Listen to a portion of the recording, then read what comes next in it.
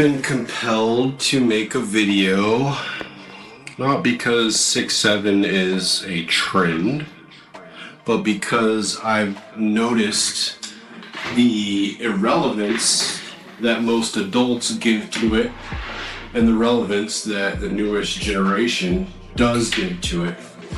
It seems that there's a great divide in the recognition of something that seems to be so simple and insignificant.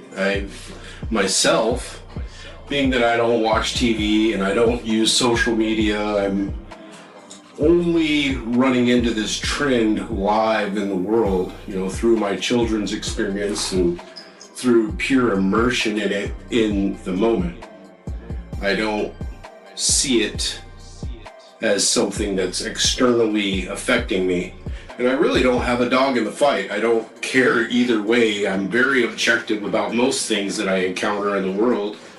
And from this place, I have all of a sudden been compelled to make a video about 6'7", noting that it is not 67.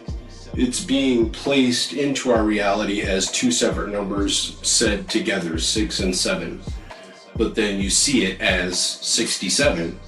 So I broke down the numbers, basically because I noticed that truly it seems to me to be a proof that existence is subjective. That reality is subject to focus and intent, and what we put our attention towards manifests into reality, which leads to the whole theory that physicists and people who are in the coding world and computer world are all coming to the same conclusion, that we live in ultimately a matrix, a construct, and a simulation, right?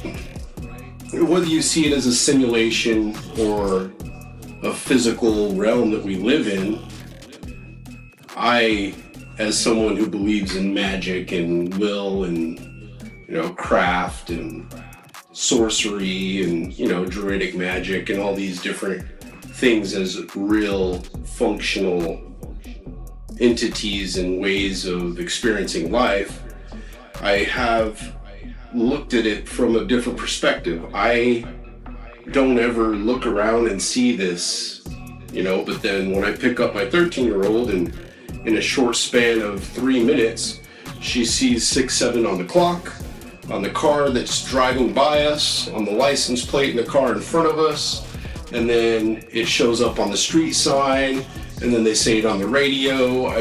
It's just manifesting every moment around her, and me being in the field experiencing the moment with her, I'm subject to its reality of being in my field as well, where it's not like I'm not noticing it, it's just not there until she's there, and then it's there, which to me is just very blatant proof of how subjective reality is to our focus and our attention. Where we focus and what we expect becomes real in our space that we exist in. So I did want to just break down the spiritual meanings of these numbers on their own. The number 6, its spiritual significance is work in the natural world. It's progression, it's not finished, it's a work in progress. The number 6 is an incompleteness. It is on the way to being completed, but still incomplete. So it means to be working on. So human creation is the act of creating, not having created. So 1 day short of divine perfection is the number 6, as there are 7 days supposedly in the standard week, which makes completion of the cycle.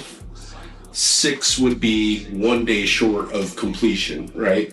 So 6 is 1 day short of divine perfection. The human imperfection and effort. So putting forth the effort towards completion but still not being completed is what the essence of the number 6 is. Okay, but 7 is completeness, it is perfection, it is holiness, cycles of fulfillment, it is completion, it's wisdom, introspection, and spiritual alignment. So when the circle is completed, you have the Orin, you have the complete cycle. It could also be, you've got 8, which is infinite, right? But just shy of 8, before the circle of completeness is turned into infinity, it is completed. Then it's turned in on itself, and then you have duality, which is a whole other subject. So we won't go to 8 because that's not what we're talking about. We're only talking about the work in the natural world being combined with completeness. So you're taking two essences and putting them together. It's almost like putting light and dark together. It's like putting the shadow with the light, and then you have, in essence, something that is visible. I've been going on about this in the past few videos, and I can't help but see the synchronicity in this 6-7 being a phenomenon that the youth are diving into this subject so deeply with abandon, with absence of knowing, but finding a great wealth of things to see in it, where the vast older population see it as brain rot, garbage, a hole of nothingness, a waste of time. It's absolute garbage, right? So there's a great divide on the subject. But if you can, for a moment, just be passively accepting of what it is without your perspective, and take a moment to think on it a little, you may find that when you join 6 and 7 together, you end up with the number 13, which is a bridge between the material and the spiritual world. The number 13 represents journeys, guidance of angelic forces, material stability, and spiritual growth. Okay, we've always looked at 13 as, it's the power of dominion. 13, the letter M, and there's no 13th floors in any of the buildings, because 13 is such a powerful number that all the occultists were using the 13th floor for things that they shouldn't be and that are taboo and unsocietally acceptable. And maybe they still do, maybe that's why they just took the 13th floor off the basic societal access, because it was so drawing to occult groups that they just had to set it completely aside, because they couldn't mix the two realms. Taboo, things that are happening on that floor are not for everyone to see or be a part of. That's just my take on it. I know they use it for utility and whatever, but you can't find the 13th floor in these buildings, right? You can't get on it, you can't go there. Why? Well, so when you take 6 plus 7, you end up with 13, and that is a bridge between the material and the spiritual world. It represents rebellion and lawlessness, but also transformation and completeness. So when you take the number 67, it goes into biblical terms of Psalms. It has to do with divine blessings and truth, inner journeys, guidance of the angelic forces, material stability, spiritual growth. It is proof of manifestation into reality by focus of attention. So that's how I've come to see, in a short amount of time that I've actually took on the subject of 6-7, other than just hearing adults say it's garbage, it makes no sense, and then hearing kids, getting kicked out of school over saying 6-7 because it seems to be causing a problem for those that see it as nothing, and the youth that see it as profoundly something, that it has become a very powerful trend. And I'm not looking the other way and deciding not to see what it is. What it is to me is a social experiment that very clearly proves that we people have the capability to manifest into reality from our focus and attention, whatever it is that we are focusing our attention upon. So just in the short amount of time of, having a conversation at work and watching, the people that I'm working with talking about 6-7 and the trend, how it makes no sense, and it's just what is going on with the youth.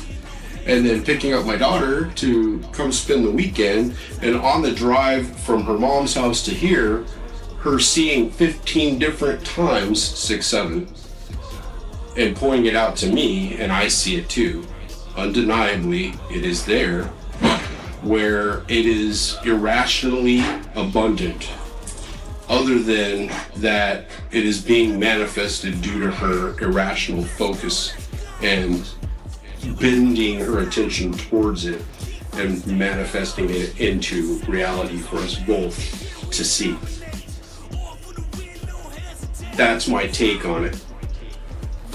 6, natural world, human creation, one day short of divine perfection. 7, completeness, perfection, holiness, cycles of fulfillment. 6 plus 7 equals 13, which is the bridge between the material and the spiritual world. It represents rebellion and lawlessness, as well as transformation and completeness. But when you take them together and make the number 67, it means divine blessings and truth, inner journeys, guidance of angelic forces, material stability, and spiritual growth. And for me, this is proof of manifestation into reality by focus of attention.